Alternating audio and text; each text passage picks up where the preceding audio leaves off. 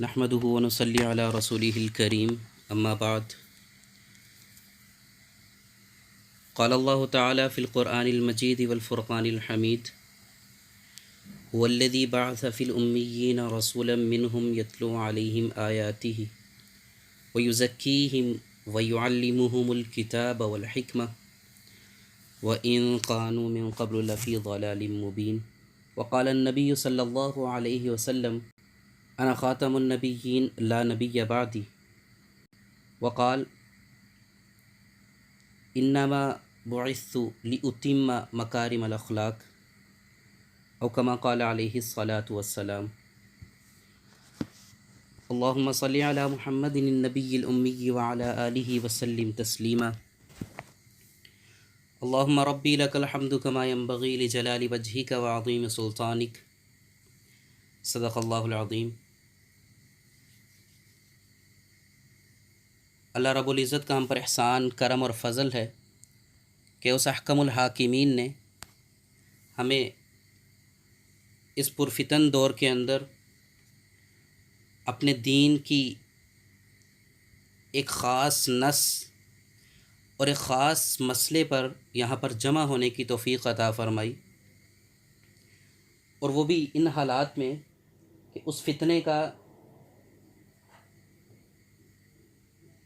بہت زور و شور سے زور لگا کر پرچار کیا جا رہا ہے، اور ہم مسلمانوں کے ذہنوں اور دل و دماغ کے اندر ہی اس فتنے کو انجیکٹ کیا جا رہا ہے۔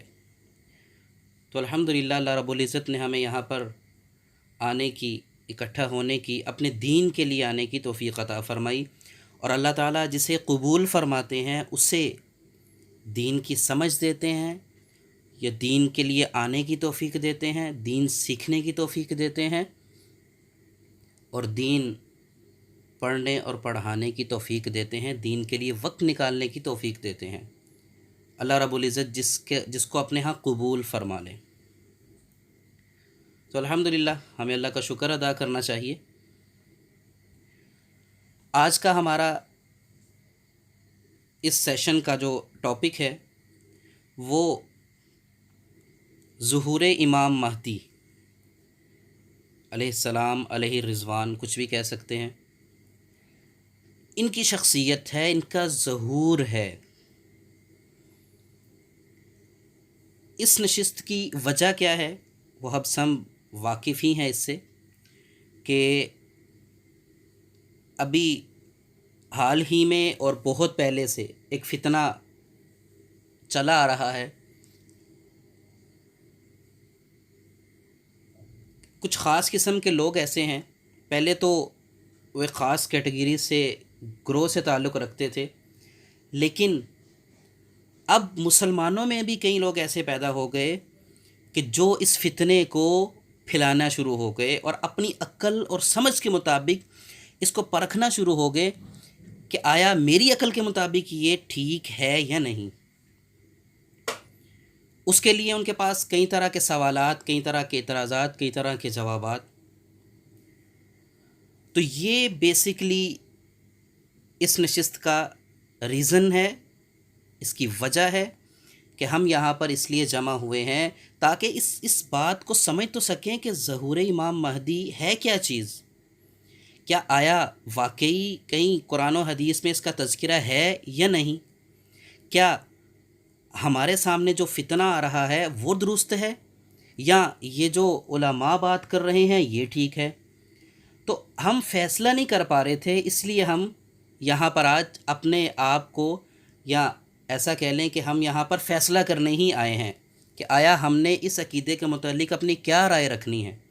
تو آج کی نشست انشاءاللہ جب ہوگی، ختم ہوگی، تو آپ اپنے آپ سے ہی پوچھئے گا اس نشست کی روشنی کے اندر کہ آیا کہ یہ عقیدہ رکھنا ٹھیک ہے یا نہیں۔ تو یہ میں آپ پر چھوڑتا ہوں کہ آپ کیا فیصلہ کرتے ہیں۔ فیصلہ آپ کا، دلائل، توجیحات، سب کچھ ہمارا۔ تو بسم اللہ کرتے ہوئے آج اس نشست کا آغاز کرتے ہیں۔ یہ ظہور امام مہدی، یا اسے ایسے کر لیں کہ ایک شخص ایسا آنے والا ہے کہ جس کے بارے میں، جس سے متعلق ہر دین میں، ہر مذہب میں کچھ نہ کچھ موجود ہے۔ آپ یہودیوں کی کتابیں دیکھ لیں، ان میں بھی ایک بندہ ہے، اس کے آنے کی پیش گوئی دی گئی ہے۔ یاد رکھیں کہ آپ کے ذہن میں آئے گا کہ حضرت عیسیٰ نے بھی تو آنا ہے، تو اس کے بارے میں بعد میں آخر میں بات کروں گا کہ آیا یہ ایک ہی شخصیت ہیں یا الگ الگ ہیں، تو اس کے بارے میں آخر میں بات کروں گا انشاءاللہ۔ تو عیسائیت کو دیکھ لیں، ان کی کتابوں میں اندر بھی موجود ہے۔ یہودیوں کو دیکھ لیں، ہندوؤں کو دیکھ لیں، یا مسلمانوں کو دیکھ لیں، ہر دین یا مذہب کے اندر ایک شخص کے آنے کی پیش گوئی موجود ہے۔ کسی نے ان کو کیا نام دیا، کسی نے ان کو اپنی کتابوں کے اندر کیا کوئی نام دیا، کسی نے فلاں نام دیا، کسی نے کچھ نام دیا، اور اسلام نے اس شخص کا نام امام مہدی بتلایا۔ احادیث بھی ہم انشاءاللہ دیکھیں گے۔ اب ایک گروہ تقریباً ایک صدی پہلے ایک گروہ ایسا وجود میں آیا کہ جس نے جو خود جو ہے وہ کنفیوز تھا کہ میں نے کیا کرنا ہے، میرا عقیدہ کیا ہے۔ اس نے شریعت کی جو نصوص تھی، نصوص کہتے ہیں شریعت کے وہ احکامات جن کا قرآن و حدیث یا اجماع یا قیاس پر دلیل ہو، وہ ثابت ہوتے ہیں قرآن سے، حدیث سے، یا اجماع یا قیاس سے۔ بہت سارے ایسے احکامات ہیں، احکامات تو قرآن کریم کے اندر سارے موجود ہیں، یہ ہمارا ایمان ہے الحمدللہ، لیکن کچھ احکامات ایسے ہیں جو واضح بیان کر دی اللہ نے، پوری ڈیٹیل میں دے دیے۔ کچھ احکامات ایسے ہیں، بلکہ بہت سارے احکامات ایسے تھے کہ جن کے لیے نبی کریم صلی اللہ علیہ وسلم کو مبعوث فرما کر ان احکامات کی تشریح فرمائی کہ یہ لوگوں کو ایسے سمجھ نہیں آنے، اللہ نے نبی بھیجے کہ ان احکامات کو میرے بندوں کو سمجھائیں۔ اور اس کے بعد جو زمانہ گزرتا ہے، ترقی ہو رہی ہے زمانے کے اندر، جدید ٹیکنالوجی، اس کے احکامات، اور کچھ بہت ساری چیزیں ایسی ہیں جو رسول اللہ صلی اللہ علیہ وسلم کے زمانے میں نہیں تھی، آج موجود ہیں۔ اسی وجہ سے جو فقہاء نے احکامات کو بدلا ہے، بدلنا نہیں اسے کہہ سکتے لیکن عام الفاظ میں بدلا ہے، اس کو، ان احکامات کو جس دلیل سے بدلا ہے، وہ دلیل فقہ سے لی جاتی ہے، اصول فقہ سے لی جاتی ہے، یہ باقاعدہ علوم ہیں۔ اب ان علوم کو دیکھتے ہوئے، ان علوم سے جو علم حاصل ہوتا ہے، اس علم کو قیاس بھی کہہ دیتے ہیں، یہ بھی نص بن گیا، یہ بھی ایک اتھینٹک چیز بن گئی فقہ کی اور اسلام کی۔ اور کچھ اصول ایسے ہیں، کچھ مسائل ایسے ہیں کہ جن کے اوپر ہر دور میں بہت سارے ایسے علماء، ایسے لوگ متفق ہو گئے کہ جن کے سبب مسئلے کو تھوڑا سا تبدیل کرنا پڑا، وقت کے لحاظ سے، ضرورت کے لحاظ سے۔ اب آج بھی دنیا کے اندر ایسے ممالک موجود ہیں کہ جہاں فقہی اعتبار سے ایک مسئلہ، اس کا حکم ایک ہے، اور دوسرے ملک کے اندر، دوسری کنٹری کے اندر، دوسرے علاقے کے اندر اس کا حکم تھوڑا سا مختلف ہے۔ علماء گنجائش نکال کر پیش کر دیتے ہیں کہ یہاں یہ ممکن نہیں ہے، تو آپ لوگ اس پہ عمل کر لیں۔ تو اس گروہ نے ان نصوص سے لوگوں کو متنفر کرنے کی کوشش کی، شک و شبہات ڈالنے کی کوشش کی۔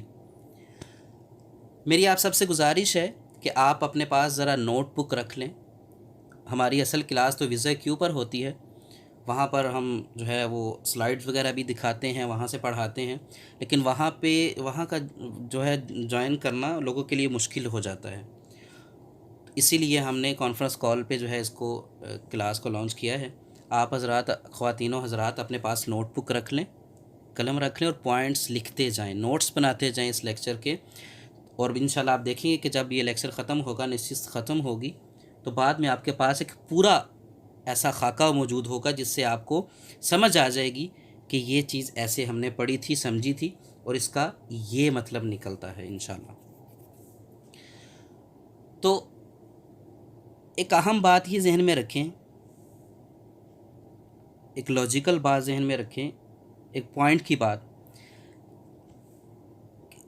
آپ نے شاید نوٹ نہ کیا ہو، لیکن ہوتا ایسے ہی ہے.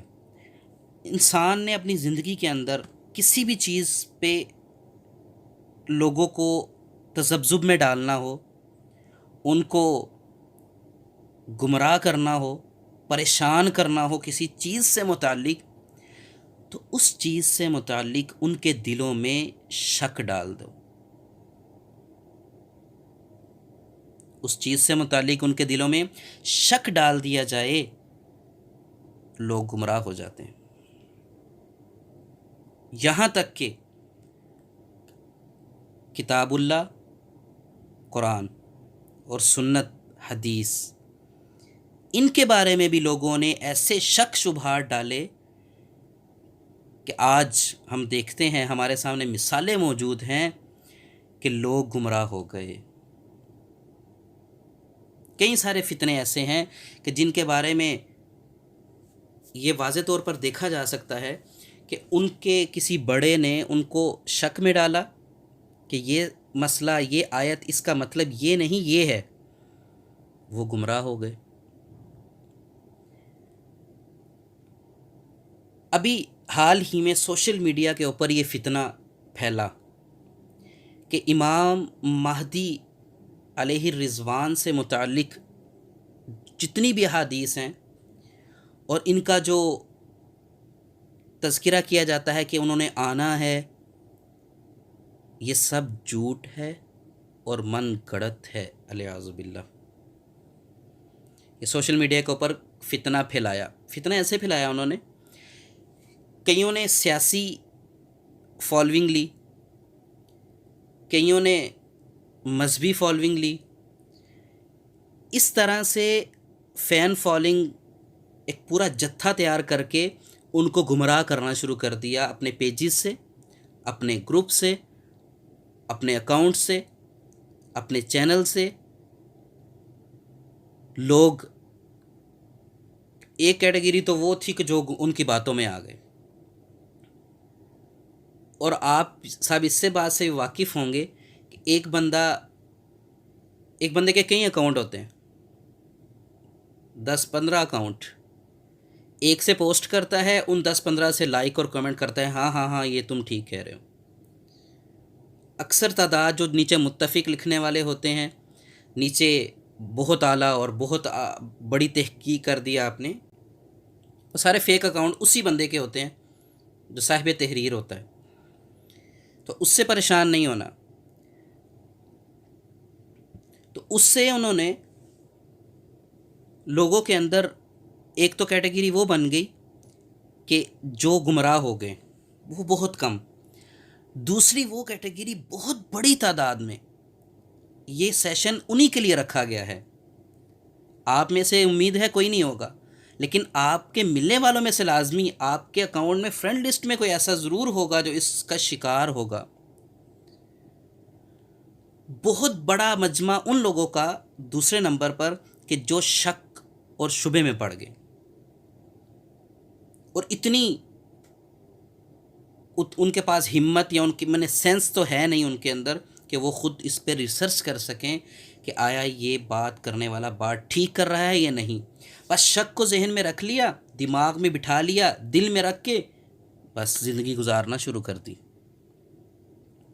اور تیسری کیٹیگری وہ ہے کہ جنہوں نے اس کا رد کیا کہ بھئی یہ تم غلط کہہ رہے ہو. یہ بہت کم. تو خیر یاد رکھیں کہ جو بندہ ظہور امام مہدی علیہ السلام کے آنے کا انکار کرتا ہے وہ احادیث سے صحیحہ کا انکار کرتا ہے۔ اس کے بارے میں کہا جاتا ہے، سوشل میڈیا پہ بھی یہی فتنہ پھیلایا گیا کہ کوئی بھی صحیح حدیث اس میں شامل نہیں ہے، اس بارے میں کوئی بھی حدیث نہیں ہے ایسی کہ جس میں ان کے آنے کا ذکر ہو۔ ہم انشاءاللہ پڑھیں گے۔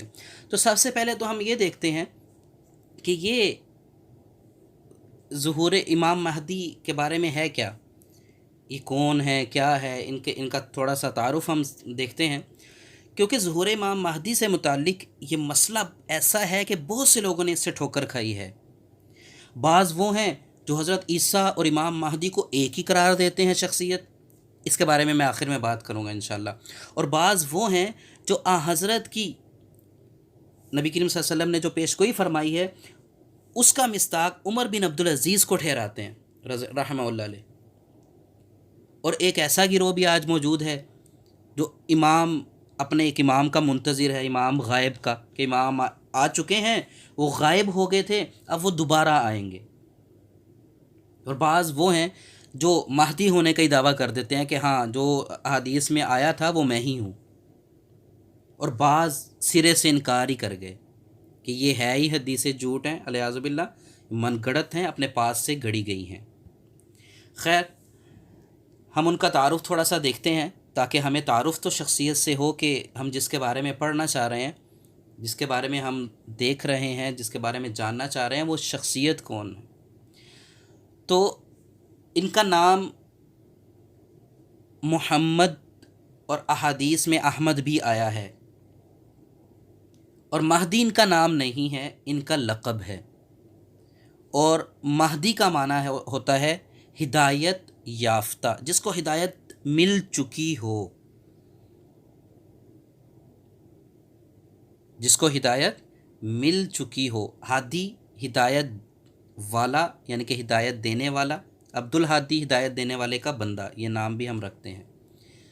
تو مہدی کا معنی ہے ہدایت یافتہ۔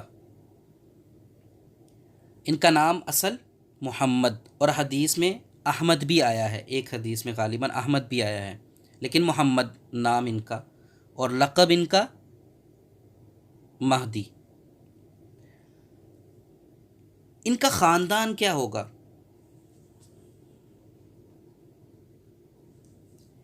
اچھا، اس سے پہلے ایک بات ذہن میں رکھیں، ایک پوائنٹ کی بات ہے، آپ کے کام آئے گی انشاءاللہ۔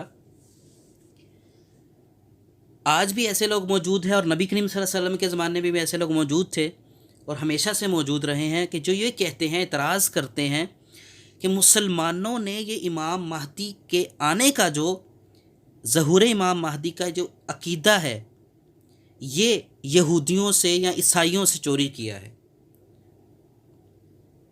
بہت اہم سوال ہے، اعتراض ہے کہ یہ جو عقیدہ ہے مسلمانوں کا امام مہدی کے آنے کا، یہ مسلمانوں نے چوری کیا ہے عیسائیوں اور یہودیوں سے۔ ان کی کتابوں میں موجود ہے کہ ایک شخص نے آنا ہے، انہوں نے بھی کہنا شروع کر دیا کہ ایک شخص نے آنا ہے۔ پہلا جواب اس کا یہ ہے کہ عقلی جواب یہ ہے کہ عیسائیت بھی اللہ نے اتاری، یہودیت بھی اللہ نے اتاری، تمام مذاہب اللہ نے اتارے ہیں، اور اسلام بھی تو اللہ نے اتارا ہے، کہ کسی اور تھرڈ پارٹی نے اتار دیا؟ جب سارے مذاہب، سارے دین اللہ نے اتارے ہیں، تو امام مہدی نے کب آنا ہے؟ آخر میں، قرب قیامت میں، اور اسلام سب سے آخری دین ہے، تو اس میں بھی ان کا تذکرہ ہے، تو اس میں بڑی بات کون سی ہے؟ جب سارے مذاہب، سارے دین ہی اللہ نے اتارے ہیں، تو اللہ نے اس میں بھی اتار دیا، بات ختم۔ اعتراض بالکل فضول ہے۔ دوسرا سب سے بڑا جواب، اور اس کا اتھینٹک جواب یہ ہے کہ امام مہدی کے آنے سے متعلق جتنی انفارمیشن اسلام نے دی ہے، کسی بھی دوسرے مذہب میں، دین میں نہیں ہے۔ یہ دعوے سے بات کی جا سکتی ہے۔ عیسائیت میں بھی نہیں ہے، یہودیت میں بھی نہیں ہے، ہندو مت میں بھی نہیں ہے، بدھ مت میں بھی نہیں ہے، کسی مذہب میں نہیں ہے۔ صرف اسلام نے ان کا حلیہ بتایا، ان کا خاندان بتایا، ان کا نام بتایا، ان کی ہر چیز بتائی، وہ کب آئیں گے، کیسے آئیں گے، ان کا ظہور کیسے ہوگا، یہ سب بتا دیا۔ یہ اسلام نے سب کچھ ان کا بتایا ہے۔ تو اس لیے اگر ان سے چوری کیا ہوتا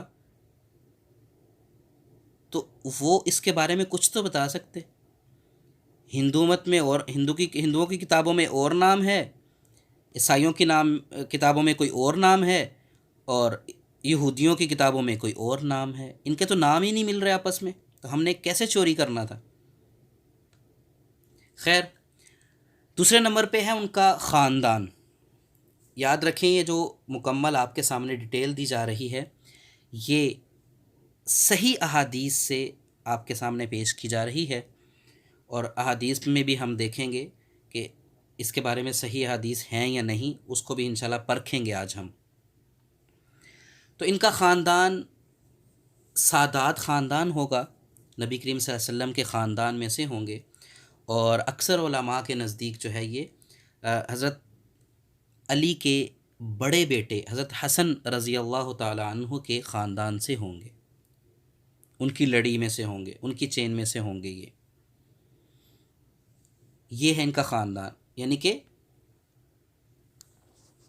رسول اللہ صلی اللہ علیہ وسلم کے خاندان میں سے ہوں گے۔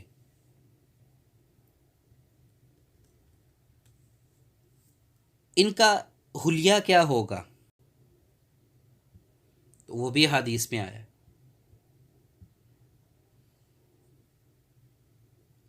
ابو سعید خدری رضی اللہ تعالیٰ عنہ فرماتے ہیں کہ رسول اللہ صلی اللہ علیہ وسلم نے فرمایا کہ حضرت مہدی میری اولاد میں سے ہوں گے۔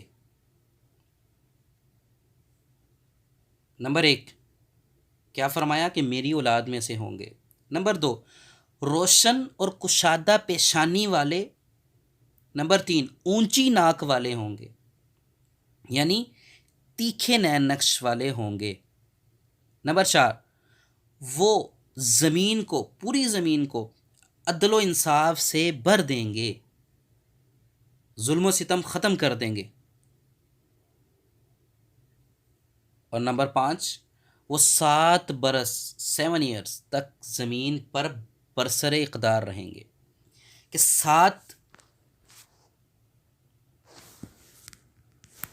کہ وہ 7 سال تک زمین پر برسر اقتدار رہیں گے۔ کتنی واضح، کتنی صریح اور کتنی دو ٹوک بات ہے، ایسی کسی بھی دین میں، کسی بھی مذہب میں نہیں ملے گی۔ حضرت علی بن طالب رضی اللہ تعالیٰ سے روایت ہے کہ رسول اللہ صلی اللہ علیہ وسلم نے ارشاد فرمایا، مہدی ہم اہل بیت میں سے ہوں گے، اللہ تعالیٰ ایک ہی رات میں ان کو یہ صلاحیت عطا فرما دے گا۔ ایک ہی رات میں صلاحیت عطا فرمانے کا مطلب یہ ہے کہ اللہ تعالیٰ ان کو ایک ہی رات میں قائدانہ صلاحیتیں دے دے گا کہ وہ لیڈ کر سکیں، ایک لیڈر کی حیثیت سے ابھر سکیں۔ اللہ تعالیٰ اپنے فضل سے ان کو یہ خصوصیات عطا فرما دیں گے۔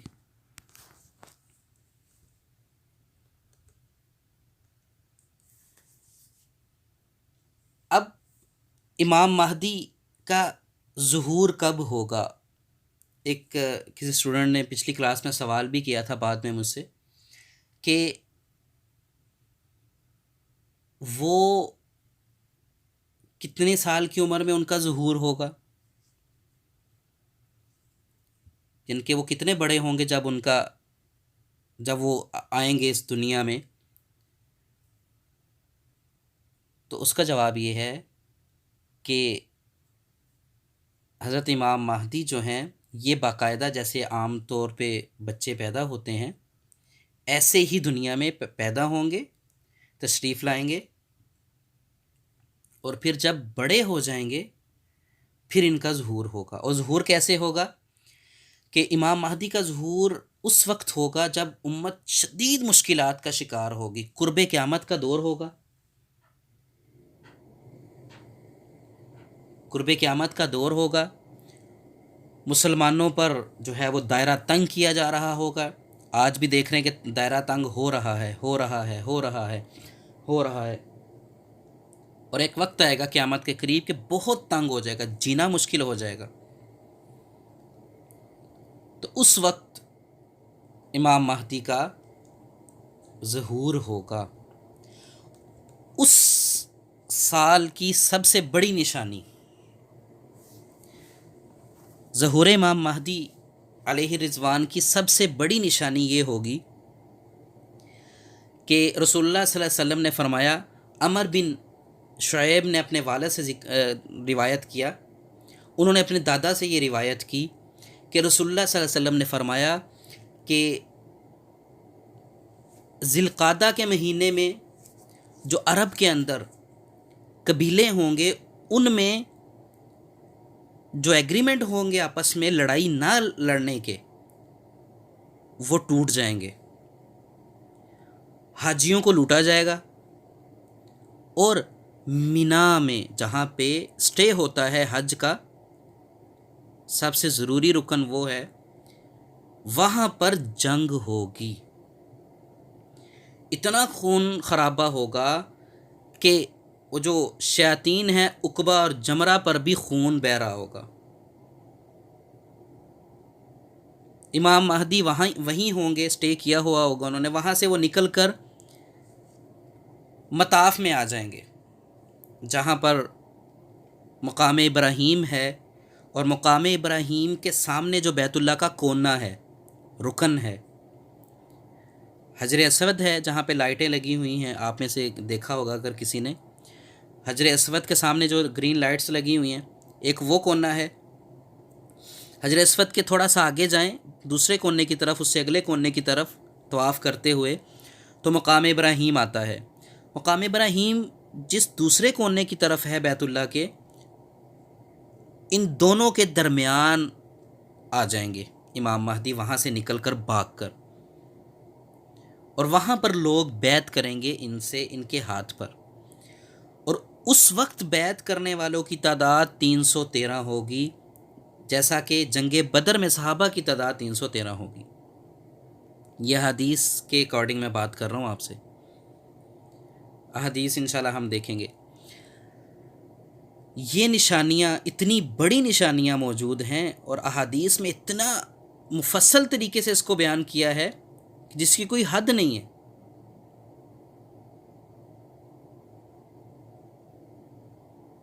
اور ایک مستدرک کی روایت ہے دوسری، اس میں اضافہ بھی ہے کہ جب لوگ باغے باغے امام مہدی کے پاس آئیں گے تو اس وقت امام مہدی کعبے سے لپٹے ہوئے رو رہے ہوں گے. تو وہاں پہ لوگ ان کے ساتھ جو ہے وہ بیعت کریں گے، اور یہ لوگوں کو جھڑکیں گے کہ تم بیعت کرنے آ گئے خون خرابہ کر کے. تو بہرحال وہاں پہ بیعت کی جائے گی. اور 313 صرف مسلمان نہیں ہوں گے، مسلمان بہت زیادہ ہوں گے اس وقت بھی، لیکن اس وقت بیعت کرنے والے جو پہلی بیعت ہوگی وہ 313 لوگ کریں گے ان کے پاس. تو یہ امام مہدی کے آنے کا جو ہے وہ ظہور ہے کہ وہ کیسے جو ہے وہ آئیں گے اس دنیا میں، کیا اس سال کیا کیا ہوگا. تو یہ سارے کا سارا احادیث میں موجود ہے. اب چلتے ہیں ذرا اس فتنے کی طرف کہ جو کہتا ہے کہ جی امام مہدی سے متعلق احادیث ضعیف ہیں، جھوٹ ہیں، اپنے پاس سے لوگوں نے گھڑی ہوئی ہیں.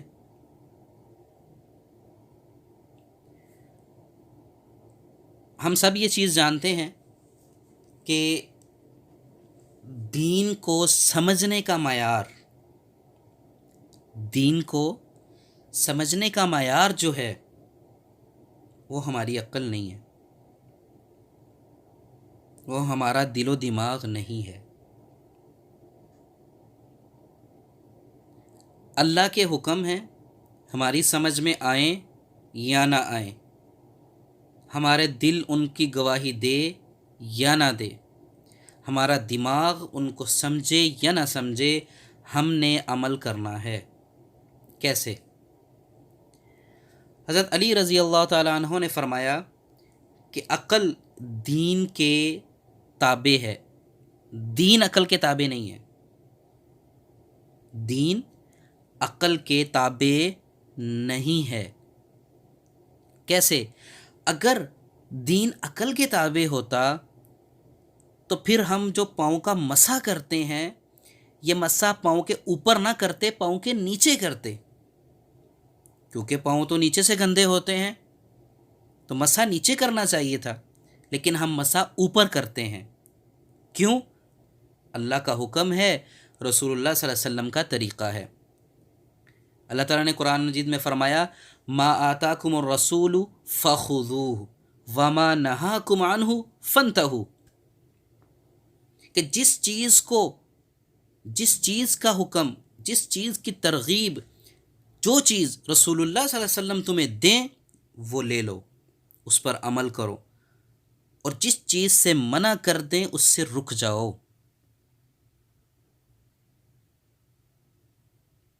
تو بس یہ معیار ہے، یہ لیول ہے کہ جو رسول اللہ کہیں گے، جو ہمیں دیا انہوں نے، ہم اس پہ عمل کریں گے، ہماری عقلوں میں آئے یا نہ آئے۔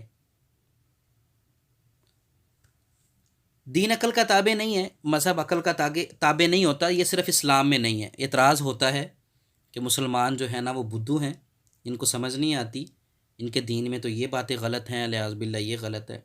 بیسیکلی انہیں سمجھ نہیں آتی ان باتوں کی، اور ہم بڑے لبرل ہیں اور ہم سیکولر ہیں، ہم اپنی عقل کے مطابق ہمارا جہاں دل کرے گا ہم جائیں گے، جس دین پہ جو بات ہماری سمجھ میں آئے گی اس پہ ہم عمل کریں گے۔ ہم تو عیسائی ہیں لیکن ہم پھر بھی اپنے عقل کے مطابق کرتے ہیں کام۔ اچھا، کسی بھی عیسائی کے سامنے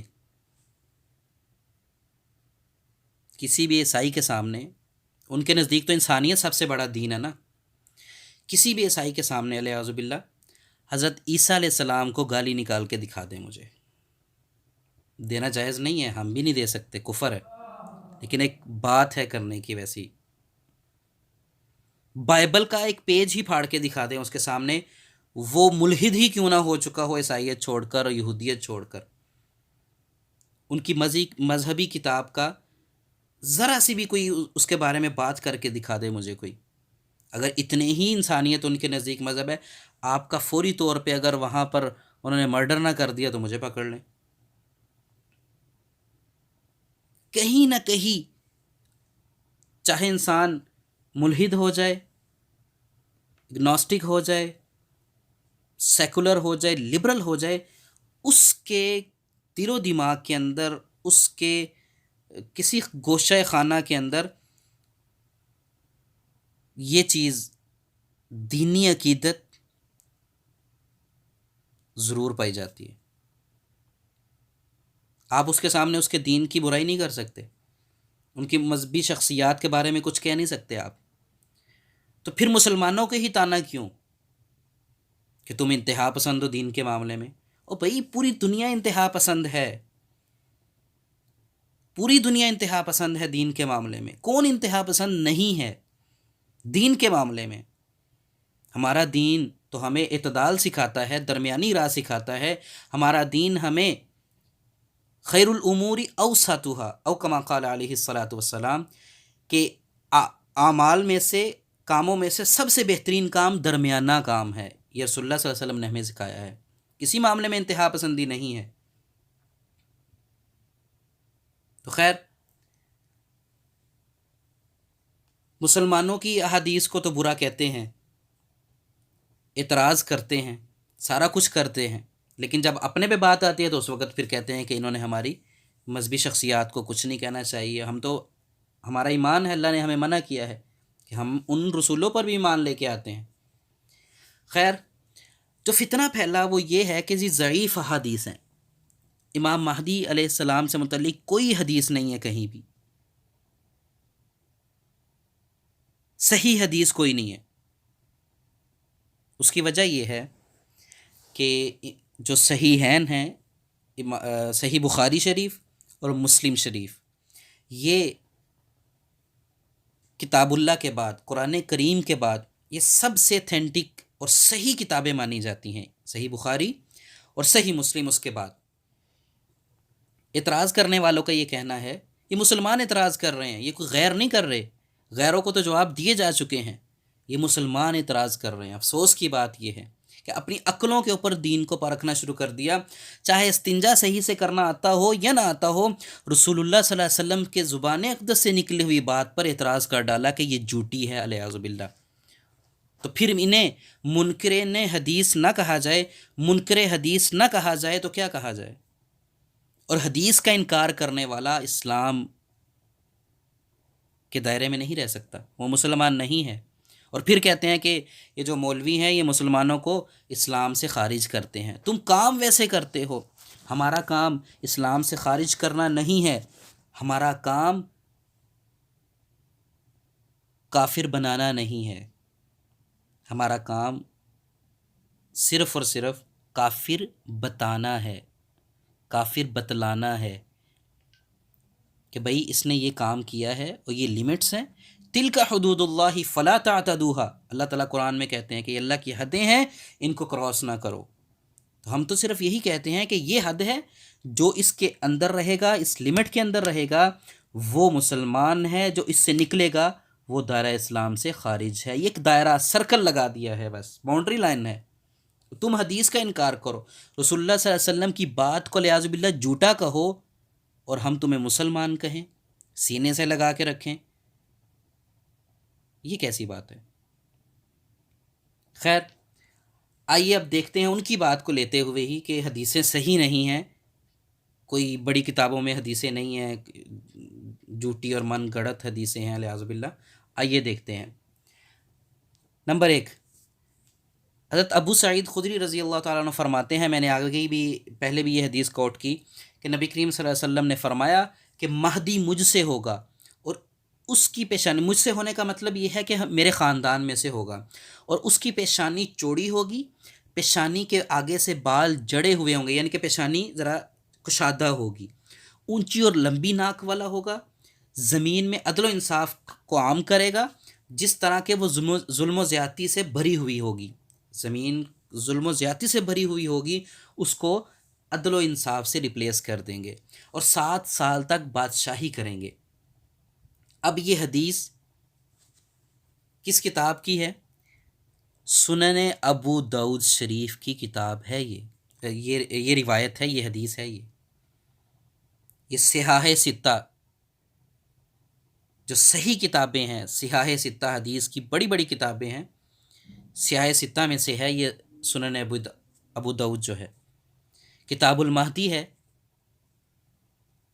جلد نمبر 1 ہے، اور 1367 67 یہ اس کا پیج، یہ حدیث نمبر ہے۔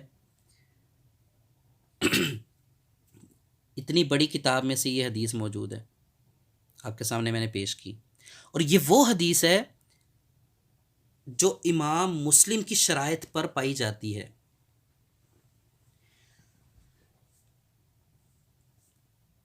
ہمارے مسلمانوں کے سب سے بڑے دینی اسباب جو ہیں وہ 2 ہیں، جن سے ہم دین کے احکامات لیتے ہیں، سب سے بڑے۔ نمبر 1 قرآن، نمبر 2 حدیث۔ قرآن کی زبر زیر میں بھی کوئی شک نہیں، اور سوشل میڈیا پہ جو فتنہ پھیلا اس نے قرآن پر بھی سوال اٹھائے، علیہ باللہ آیتوں کے بارے میں بہت غلط باتیں کی۔ قرآن ہم تک کیسے پہنچا؟ آپ سرچ کر سکتے ہیں کہ قرآن کے پہنچانے میں کس قدر احتیاط سے کام لیا گیا۔ قرآن تو قرآن ہے، حدیث مبارکہ۔ قرآن کے بارے میں تو یہ کہا جا سکتا ہے کہ جی وہ تو اسی وقت جو ہے وہ بائنڈنگ ہو گیا تھا، حضرت عثمان رضی اللہ تعالیٰ عنہ نے اس کی تدوین کی تھی، اس کو بائنڈ کیا تھا، اس کو جمع کیا تھا، اور اس کے بعد بھی نبی کریم صلی اللہ علیہ وسلم کے قریب کے زمانے میں کام ہو چکا تھا سارے، ٹھیک ہے، مان لیا۔ اور حدیثیں تو بعد میں، بہت بعد میں لکھی گئی ہیں، حدیثوں میں انسانی جو ہے وہ سسٹم بھی ہیں، حدیثوں میں انسانوں کا اختیار بھی ہے، انسانوں کی باتیں ہیں، بالکل غلط بات۔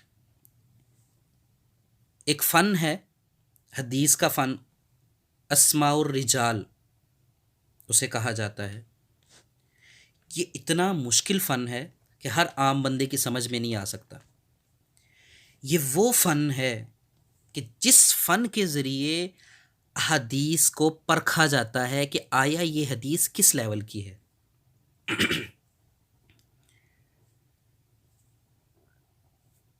اور مزے کی بات یہ ہے اور ہمارے لیے خوشی کی بات یہ ہے، مبارک بات یہ ہے کہ حدیث کے جو ایک ایک راوی، یہ جو حدیث بیان کرنے والی جو چین ہے، اس کے ایک ایک راوی کی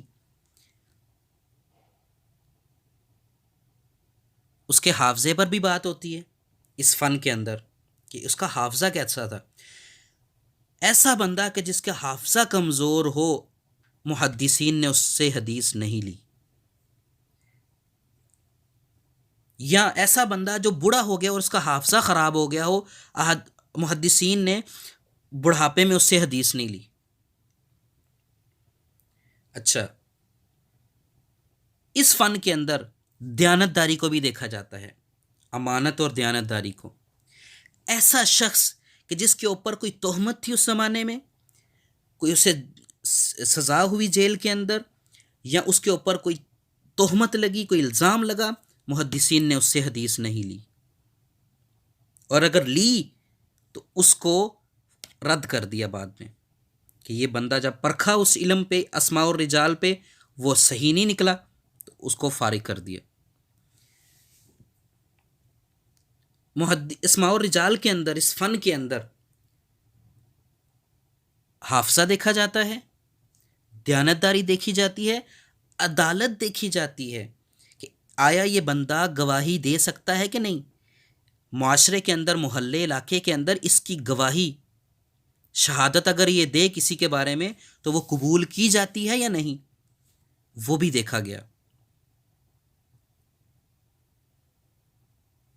ان کے استادوں کو بھی دیکھا گیا، حدیث بیان کرنے والے کا، کہ آیا اس نے جس کا نام لے رہا ہے یہ، اس سے اس نے حدیث واقعی سنی یا نہیں، یہ بھی دیکھا گیا. بہت ساری چیزیں دیکھ کر ہی حدیث کو اکٹھا کیا گیا، ان کو کتابوں میں ان کو شامل کیا گیا. تو یہ پورے کا پورا فن اس پہ موجود ہے، آج بھی موجود ہے. کسی بھی حدیث کے بارے میں آپ اٹھا لیں،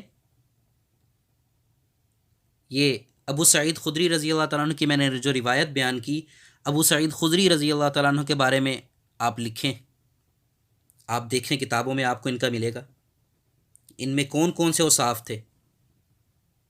اور کسی بھی آپ اگر کتاب کو اٹھا کے دیکھ لیں، بڑی سیاہ ستہ میں سے حدیث مبارکہ کی، تو اس کے اندر جو راوی ہوتے ہیں کہ میں نے اس سے بیان کیا، اس نے اس سے سنا، اس نے اس سے سنا، اس نے فلاں صحابی سے سنا، اس نے رسول اللہ صلی اللہ علیہ وسلم سے سنا. یہ جو چین ہے، اس چین کے ایک ایک بندے کا ایک ایک جز، اس کی ایک ایک بات کتابوں میں موجود ہے کہ آیا یہ بندہ دیانتدار تھا، بے ایمان تھا، کیا تھا، ہر چیز لکھی ہوئی ہے.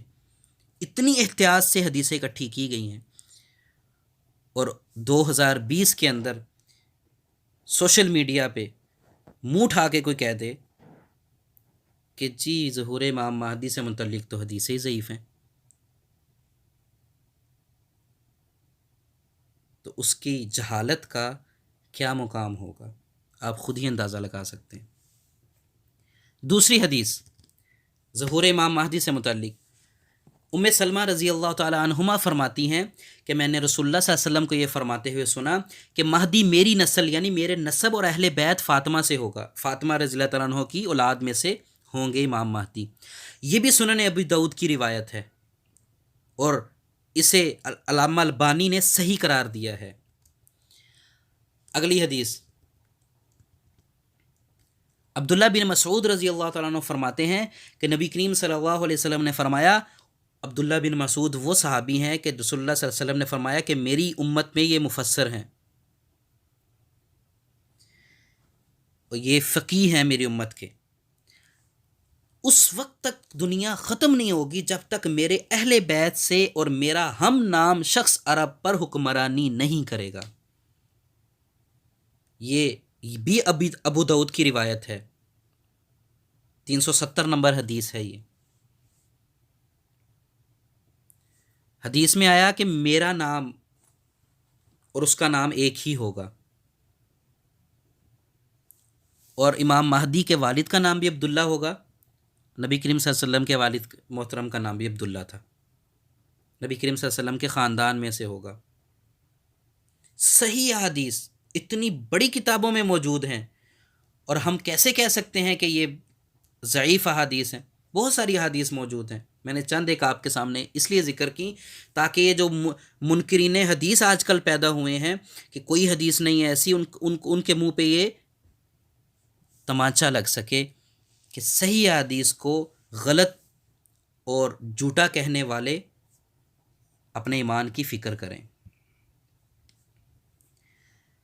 تو یہ تھا احادیث کی صحت پر بیان تھوڑا سا، کہ احادیث کے معاملے میں متعلق کیسے نبی کریم صلی اللہ علیہ وسلم کی زبان اقدس سے نکلی ہوئی چھوٹی سی بات بھی ہمارے لیے سب سے بڑھ کر ہے۔ رسول اللہ صلی اللہ علیہ وسلم نے ایک مرتبہ کہا ہوتا تو ہمارے لیے کافی تھا، اور ظہور امام مہدی پہ تو کئی احادیث موجود ہیں، اور صحیح احادیث موجود ہے، کوئی دعویٰ نہیں کر سکتا کہ صحیح حدیث نہیں ہے۔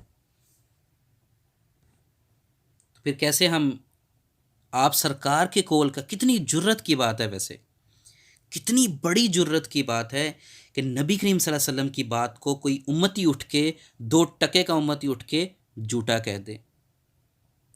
کتنی بغیرتی کی بات ہے یہ۔ الفاظ اس سے بھی سخت ہیں ایسے بندے کے لیے۔ کیا یہ بندہ رسول اللہ صلی اللہ علیہ وسلم کا گستاخ نہیں ہے؟ یہ بھی ابھی بھی مسلمان ہے، اس کو ہم مسلمان کہیں ابھی بھی؟ تو بس یہ فیصلہ آپ نے کرنا ہے۔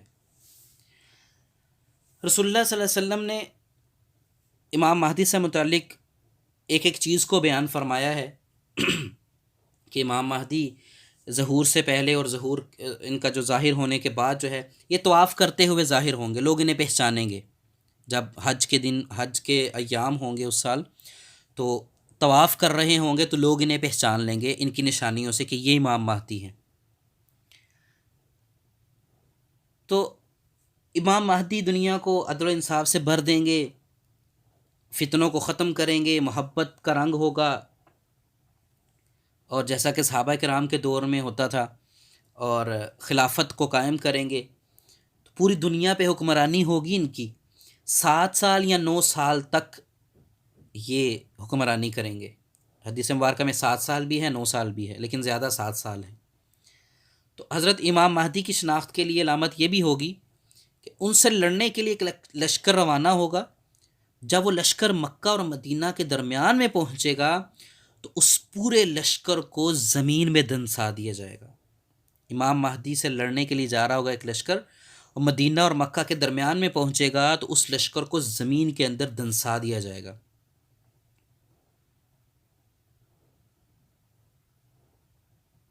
اور یہ مقام بیدا ہوگا، اور اس لشکر کے زمین میں دنس جانے کی روایات جو ہیں صحیح مسلم، کہ جس کے بارے میں کہتے ہیں نا جی اس میں تو نہیں ہے حدیث کوئی، اور امام ابن ماجہ دونوں نے بیان کیا ہے۔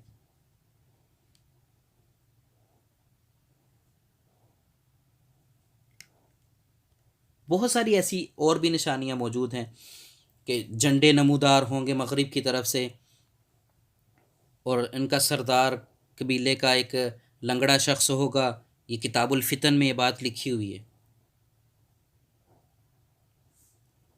قیامت تب تک نہیں آئے گی، حدیث میں موجود ہے کہ قیامت تب تک نہیں آئے گی کہ جب تک امام مہدی علیہ السلام کا ظہور نہ ہو جائے اور ان کی حکمرانی نہ قائم ہو جائے۔ ظہور امام مہدی پر ایک اور حدیث بھی ہے کہ اس وقت یہ جو ٹائم ہے اس میں بڑی بے برکتی ہوگی۔ ترمذی شریف کی ایک روایت ہے کہ قیامت اس وقت تک نہیں آئے گی کہ جب تک زمانہ قریب نہ ہو جائے۔ سال مہینے کے برابر ہو جائے گا، مہینہ ہفتے کے برابر، ہفتہ دن کے برابر، ایک دن 1 گھنٹے کے برابر، 1 گھنٹہ سیکنڈ کے برابر۔ تو اس سے مراد یہ ہے کہ وقت میں اتنی بے برکتی ہوگی، پتہ ہی نہیں چلے گا ٹائم کا۔ آج بھی ہم روتے ہیں یار، وقت کا پتہ ہی نہیں چلتا۔ اتنی بے برکتی اس وقت اس قدر زیادہ ہو جائے گی، اس وقت امام مہدی ظاہر ہوں گے۔ یہ ترمذی شریف کی روایت ہے۔ یہ تو تھا ان کا سارا حدیث کے معاملے میں، اور ان کا ظہور کا آنا کیسا، ان کا تعارف اور اشکالات اور اعتراضات اور جوابات۔ سب سے آخر میں ایک گروہ جس کی میں نے بات کی کہ وہ ایک صدی سے پہلے بھی اس نے شکوک و شبہات پیدا کرنے کی کوشش کی، وہ گروہ ہے قادیانیت کا۔ مرزا غلام احمد قادیانی جو ہے وہ آج سے تقریباً 100 سال پہلے اس نے 1901 میں نبوت کا دعویٰ کیا تھا جھوٹا، اور 1908 میں اپنے ہی گن میں مر کے تو اس دنیا سے چلا گیا اور نشان عبرت بنا۔ اس کا یہ دعویٰ تھا، اس نے بہت سارے دعوے کیے، کبھی کہتا تھا میں مہدی ہوں، کبھی کہتا تھا عیسیٰ ہوں، کبھی کہتا تھا میں فلاں ہوں، کبھی کہتا تھا میں ٹمکا ہوں، بہت سارے اس نے دعوے کیے۔ ایک دعویٰ اس نے یہ بھی کیا کہ یہ جو میں نے شروع میں بات کی تھی نا کہ کچھ لوگ کہتے ہیں کہ امام مہدی اور عیسیٰ ایک ہی ہیں، اس کی دلیل میں دینے لگا ہوں آپ کو۔ قادیانی کہتے تھے، مرزا غلام احمد قادیانی نے کہا تھا، اس نے ایک حدیث نکالی اور اس کے ضمن میں اس نے اعتراض کر دیا کہ جی عیسیٰ علیہ السلام اور امام مہدی ایک ہی شخص کے 2 نام ہیں۔ اس نے روایت پیش کی لل مہدی الا عیسیٰ بن مریم، کہ مہدی اور عیسیٰ ایک ہی ہیں۔ ابن ماجہ کی یہ روایت ہے، کتاب الفتن باب شدت الزمان کے اندر یہ لکھی ہوئی ہے، یہ موجود ہے۔ اور اس نے یہ بھی کہا، یہ فتنہ دراصل پہلے سے چل رہا ہے، اس نے یہ بھی کہا کہ وہ تمام احادیث جن میں امام مہدی کے آنے کا ذکر ہے وہ سب کی سب ضعیف ہیں، مجروح ہیں اور ناقابل بھروسہ ہیں۔ اس نے اپنی کتاب روحانی خزائن 7 نمبر صفحے پر یہ بات لکھی ہوئی ہے، جلد 7 صفحہ نمبر 315 پہ یہ بات لکھی ہوئی ہے۔ اس نے اوپر سے ایک جھوٹ بولا کہ جیسا کہ تمام محدثین یہ کہتے ہیں، اور میں بھی یہی کہتا ہوں کہ امام مہدی کے آنے کے بارے میں جتنی بھی حدیث ہیں وہ ساری کی ساری جھوٹی ہیں، ایک بھی صحیح نہیں ہے، العیاذ باللہ۔ اس نے اپنی کتاب روحانی خزائن جلد 21 صفحہ نمبر 356 پہ یہ بات لکھی ہوئی ہے۔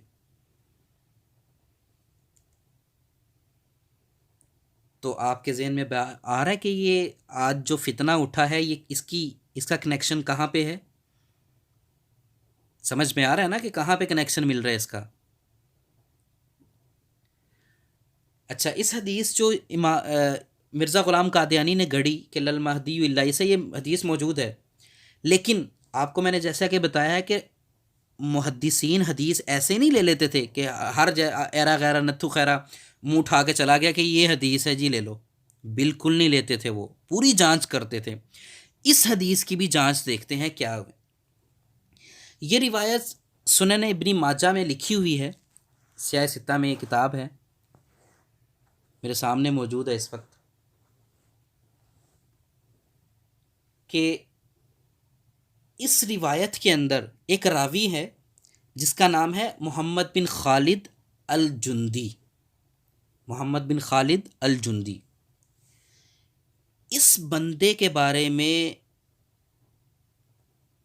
حافظ ابن حجر اسقلانی نے لکھا ہے، تقریب التہذیب ان کی کتاب ہے، کہ یہ راوی مجہول ہے، اس کا کوئی اتا پتہ نہیں ہے یہ کون تھا، اس لیے یہ حدیث ضعیف ہے۔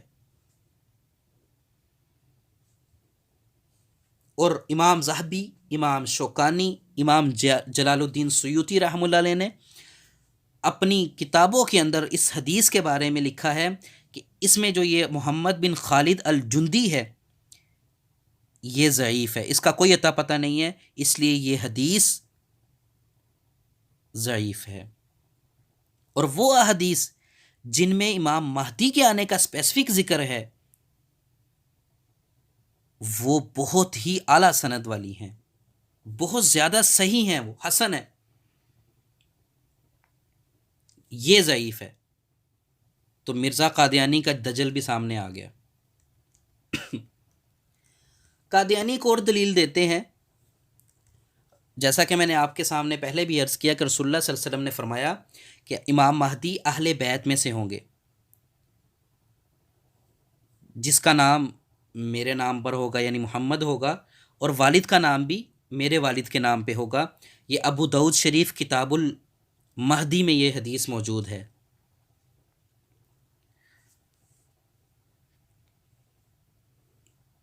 اب قادیانیوں سے سوال ہیں کہ امام مہدی تو اہل بیت میں سے ہوں گے، کیا مرزا قادیانی اہل بیت میں سے تھا؟ پہلا سوال تو یہ ہے، کیا مرزا قادیانی اہل بیت میں سے تھا؟ بالکل نہیں۔ اس نے اپنے بارے میں لکھا ہے کہ میں فارسی النسل، حالانکہ یعنی کہ میں فارسی ہوں، اس نے یہ لکھا اپنی کتاب کے اندر، اور حضرت علی اور حضرت فاطمہ تو عربی تھے۔ اس نے لکھا ہے دوسرا یہ کہ ان کا نام، امام مہدی کا نام رسول اللہ صلی اللہ علیہ وسلم کے نام پر ہوگا محمد، مرزا قادیانی کا نام تو غلام احمد تھا۔ اس کے باپ کا نام کیا تھا اور امام مہدی کے والد کا نام کیا ہوگا؟ تو یہ سارے کے سارے سوالات اس کے دجل کو، اس کے مکر کو ظاہر کرتے ہیں۔ اور سوالیہ الزامی سوال یہ ہے کہ حضرت عیسیٰ اور امام مہدی اگر ایک ہی شخصیت ہیں تو مرزا قادیانی نے اپنی کتابوں کے اندر اسپیسیفک طور کے اوپر اپنے آپ کے بارے میں لکھا ہے، کسی جگہ اس نے لکھا کہ میں مہدی ہوں، اور دوسری جگہ پہ اس نے لکھا کہ میں عیسیٰ ہوں، مسیح موعود ہوں میں۔ تو اب کس بات کو مانیں؟ دونوں کے ایک ہونے والی بات مانیں یا الگ الگ والی بات مانیں؟ ایسا کنفیوز بندہ تھا یہ۔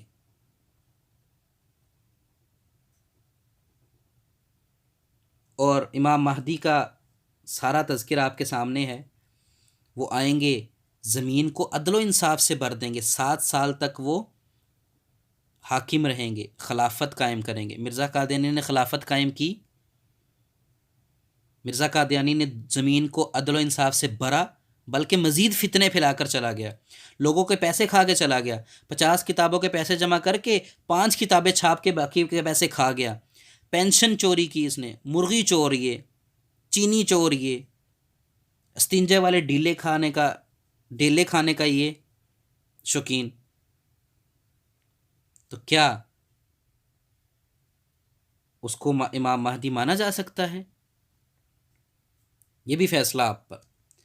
اور موجودہ زمانے کے اندر جو ابھی فتنہ ہے کہ یہ احادیث ضعیف ہیں، کوئی ایسی بات نہیں ہے، صحیح حدیث موجود ہے، میں نے آپ کے سامنے ذکر کر دی۔ اور رسول اللہ صلی اللہ علیہ وسلم نے جو ہے وہ اس نے جو عیسیٰ ہونے کا بھی دعویٰ کیا، مسیح موعود ہونے کا دعویٰ کیا، تو رسول اللہ صلی اللہ علیہ وسلم نے فرمایا کہ وہ سرخ رنگ کے، ان کا حلیہ بتایا حضرت عیسیٰ کا کہ وہ سرخ رنگ کے گھنگریالے بال اور چوڑے سینے والے تھے۔ اور حضرت عیسیٰ کا یہ بھی حلیہ بیان کیا گیا کہ ان کے بال لمبے اور رنگ ان کا گندمی تھا۔ بخاری کتاب اللباس میں لکھی ہوئی یہ حدیث موجود ہے۔ اور امام مہدی کے بارے میں پیشانی چوڑی اور ناک اونچی ہوگی۔ مرزا قادیانی کا حلیہ کیسا تھا؟ بینگا، آنکھیں نہیں کھلتی تھیں، شکل پر لعنت پڑی ہوئی، چوہے اور خرگوش سے ملتی جلتی ناک، یہ کوشش بھی کرتا تھا تو اس کی آنکھیں پوری نہیں کھلتی تھی۔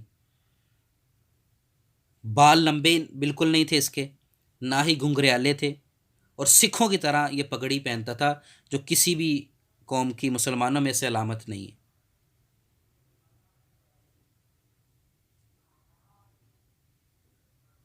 تو یہ تقابل ہے، یہ تقابل ہے ایک پورے گروہ کے خلاف کہ ہوش کے ناخن لو، جس کو تم مسیح موعود مانے بیٹھے ہو، جس کو تم اپنا امام مہدی مانے بیٹھے ہو، اس کے بارے میں تو بالکل کوئی بھی حدیث موجود نہیں ہے۔ اور جو بھی فتنہ بھی دوبارہ کسی نے پھیلایا ہے، اور لوگ ذوق و شوق سے اس میں حصہ لے رہے ہیں کہ اس کے بارے میں احادیث ضعیف ہیں، اس میں کسی قسم کا کوئی ایسا تذکرہ نہیں ہے، تو احادیث آپ کے سامنے ہیں، تحقیق کا میدان آپ کے سامنے ہے۔ کسی بھی چیز کو دیکھیں، آج کل سوشل میڈیا کا دور ہے، گوگل بھی کرے نا ہم کوئی چیز تو وہ ہمارے سامنے الٹی سیدھے چیزیں لاتا ہے، کیونکہ وہ ایک سرچ انجن ہے۔ ہم نے کوئی الفاظ اس میں انٹر کیے، سرچ کیے، اس نے نہیں دیکھنا کہ یہ سرچ کرنے والا مسلمان ہے، یہودی ہے یا عیسائی ہے۔ اس نے فلٹر کر کے ان الفاظ سے میچنگ کرتی ہوئی ویب سائٹس آپ کے سامنے لا کے رکھ دینی ہے ایز اے سرچ انجن۔ وہ آپ کو نہیں جانتا، لیکن آپ تو جانتے ہیں۔ قرآن کھولیں، حدیث پڑھیں، اور اس طرح کے فتنوں کی باتوں میں ہرگز نہ آئیں۔ کوئی قرآن مشکل نہیں ہے، حدیث مشکل نہیں ہے، ہمارے لیے ہیں سب کچھ۔ ہمیں اگر کسی مولویوں پر اعتماد نہیں ہے تو ہم خود تو کم از کم مطالعہ کریں، خود تو کم از کم پڑھیں۔ علماء پہ ہمارا اعتماد نہیں ہے، خود ہم پڑھتے نہیں ہیں، تو ہمارا انجام کیا ہوگا؟ ایسے ہی فتنوں کا شکار ہو کر کسی دن اپنے ایمان کا سودا کر بیٹھیں گے، والعیاذ باللہ۔ اللہ تعالیٰ اس دن سے ہمیں بچائیں۔ تو یہ امام مہدی علیہ السلام سے متعلق، ان کے آنے سے متعلق ساری بات تھی۔ احادیث مبارکہ، ان کا تعارف، اور قادیانیوں کا یہ جو بڑا گروہ ہے ایک، ان کا دجل، مکر اور فریب بھی میں نے آپ کے سامنے پیش کر دیا۔ تو یہ سارے حالات و واقعات اس سمن میں آپ کے سامنے آ گئے۔ اب فیصلہ آپ کا ہے کہ آیا کس چیز کو لینا ہے اور کس کو نہیں لینا۔ اللہ تو کہتا ہے کہ جو رسول تمہیں دیں وہ لے لو، لیکن ہم کہتے ہیں نہیں، جو فیس بک ہمیں دے گا ہم نے وہ لینا ہے، جو ٹویٹر ہمیں دے گا ہم نے وہ لینا ہے۔ نہیں، ہم نے وہ لینا ہے جو رسول اللہ صلی اللہ علیہ وسلم نے ہمیں دیا ہے، ہم نے وہ لینا ہے جو اللہ نے اپنے احکامات میں، اپنی کتاب میں ہمیں بتلایا ہے۔ ہم پڑھیں، سیکھیں اور سمجھیں۔ خود سمجھ نہیں آتی تو علماء کے پاس جائیں، علماء کے پاس جائیں، ان سے سیکھیں، وہ ہر وقت آپ کی خدمت کے لیے موجود ہیں، اور آج کل تو آن لائن بھی موجود ہیں الحمدللہ۔ اللہ رب العزت سے دعا ہے کہ اللہ تعالیٰ دین کی صحیح سمجھ عطا فرمائے، اور دین کو سمجھ کر اس پہ عمل کرنے کی توفیق عطا فرمائے، اور اللہ تعالیٰ اس کلاس کو ہمارے لیے نجات کا ذریعہ بنائے، اور نبی کریم صلی اللہ علیہ وسلم کی شفاعت کا مستحق بنائے۔ وآخر دعوانا ان الحمد للہ رب العالمین۔